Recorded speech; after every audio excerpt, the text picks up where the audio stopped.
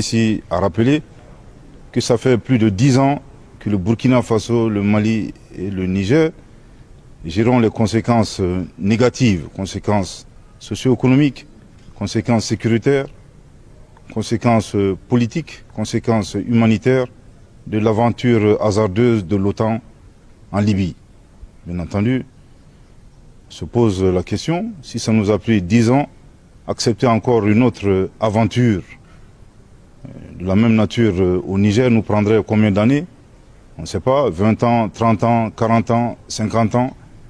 Une chose est sûre, le président Goïta et le président Traoré ont clairement dit non, non et non. Nous n'accepterons pas d'intervention militaire au Niger. Il en va de notre survie. Et bien entendu, les chefs d'État du Mali et du Burkina ont pris la ferme décision de laisser des actifs et non des passifs aux générations futures.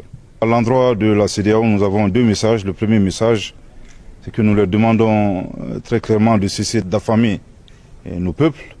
Nous n'avons pas besoin de sanctions. Je pense qu'il y a énormément accès de souffrance que nos populations traversent. Le deuxième message, qui est également un message important, nous apprécions bien les ultimatums. Je pense que la CEDEAO se trompe lourdement de destinataire. Il faudra adresser ces ultimatums aux groupes terroristes. Et ça fait 10 ans que nous attendons cela. Je pense que nous serons très heureux pour une fois que ces ultimatums soient adressés aux groupes terroristes. Ensuite, à l'endroit du peuple frère du Niger, ce sont des moments difficiles.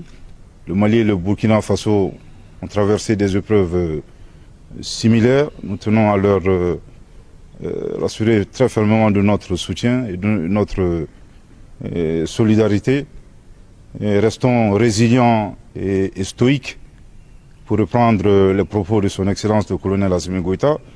Tout ce qui est substantiel et positif ne peut s'obtenir dans la facilité. Et s'il plaît à Dieu, nous vaincrons.